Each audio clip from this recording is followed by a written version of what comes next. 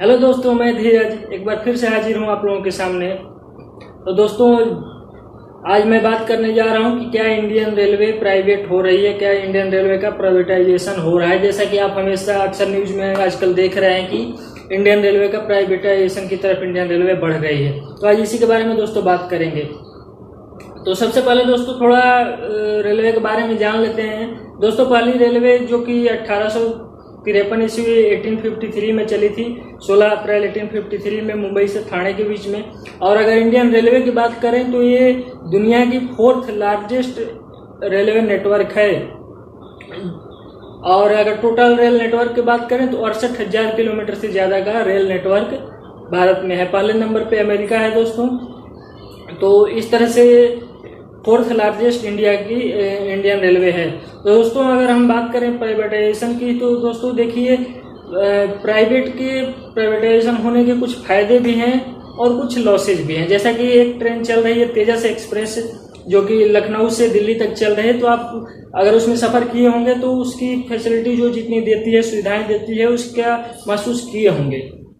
तो दोस्तों, आज इसी के बारे में बात करेंगे, क्या प्राइवेटाइजेशन हो रहा है या नहीं हो रहा है। तो चलिए दोस्तों, सबसे पहले वीडियो को लाइक कर दीजिए, चैनल पर पहली बार आए तो सब्सक्राइब कर लीजिए दोस्तों।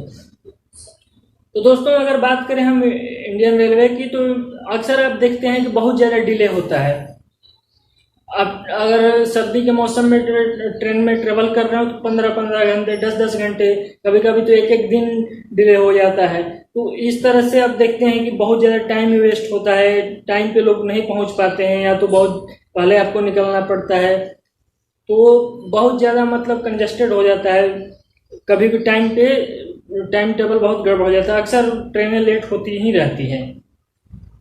तो इन सब को देखते हुए, क्योंकि ऐसा इसलिए होता है दोस्तों कि हमारा जो ट्रैफिक सिस्टम है, जो रेलवे नेटवर्क है, वो बहुत ही पुराना है, अंग्रेजों के ज़माने का बनाया हुआ है।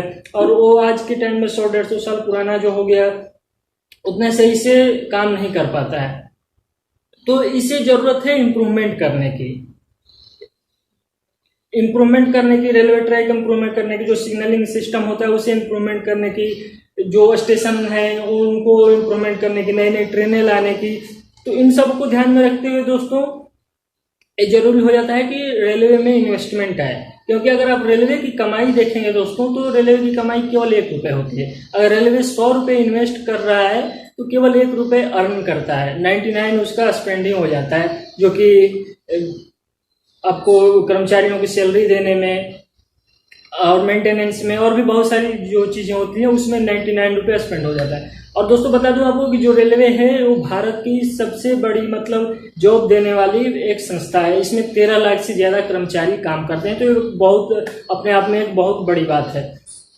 तो दोस्तों, इन सबको अगर सारी सुविधाओं आप देखें कि सुविधाएं भी सुधारनी है, रेलवे को टाइम टेबल पे करना है, तो इसके लिए चाहिए इन्वेस्टमेंट।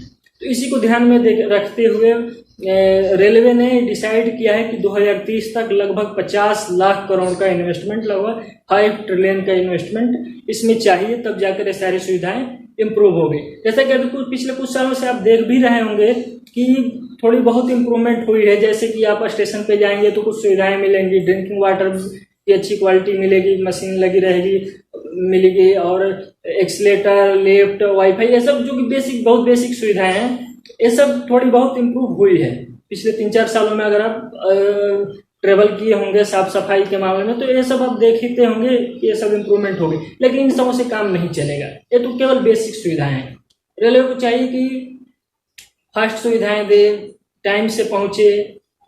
तो इन सब को ध्यान में रखते हुए इन्वेस्टमेंट चाहिए। तो अभी इन्वेस्टमेंट आएगा कैसे? 50 लाख करोड़, जो कि बहुत ज़्यादा होता है, जो कि अगले 10 साल में ऐसा प्लान बनाया गया 2030 तक।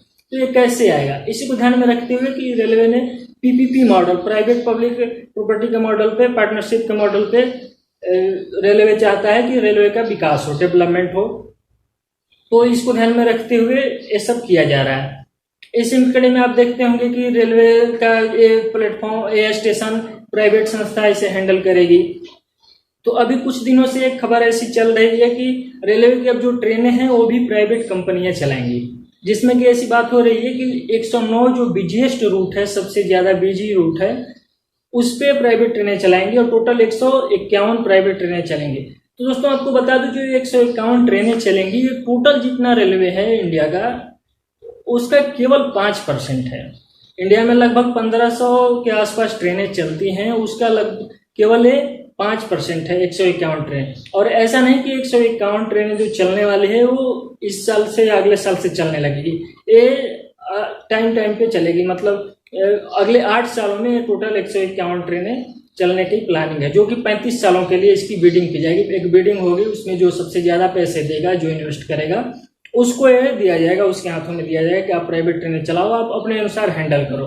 उसमें बहुत सुविधाएं सारी मिल गई, जैसा कि आप देखते हैं कि प्राइवेट में सुविधाएं मिलती है, बहुत सारी सुविधाएं मिलती है। प्राइवेट के दोस्तों नुकसान भी है, लॉसेज भी है, तो क्वालिटी भी है, इससे आप इनकार नहीं कर सकते। जैसे कि सुविधाएं मिलती हैं, आप प्राइवेट कहीं भी बैंक में भी जाएं तो देखेंगे कि प्राइवेट का बैंक का सुविधाएं बहुत अच्छा होता है। हाँ, लेकिन लॉसेज है उसका कि ज़्यादा चार्जेज लगेगा, किराया ज़्यादा लगेगा। जो मिडिल क्लास या लोअर मिडिल क्लास गरीब होगा वो ट्रेवल नहीं कर पाएगा इन प्राइवेट ट्रेनों में। लेकिन केवल दोस्तों ये केवल 5% है। हाँ, अब ये कह सकते हैं कि एक शुरुआत हो चुकी है प्राइवेट ट्रेनें चलने की, आगे हो सकता है कि आगे आके बहुत सारी ट्रेनें चले।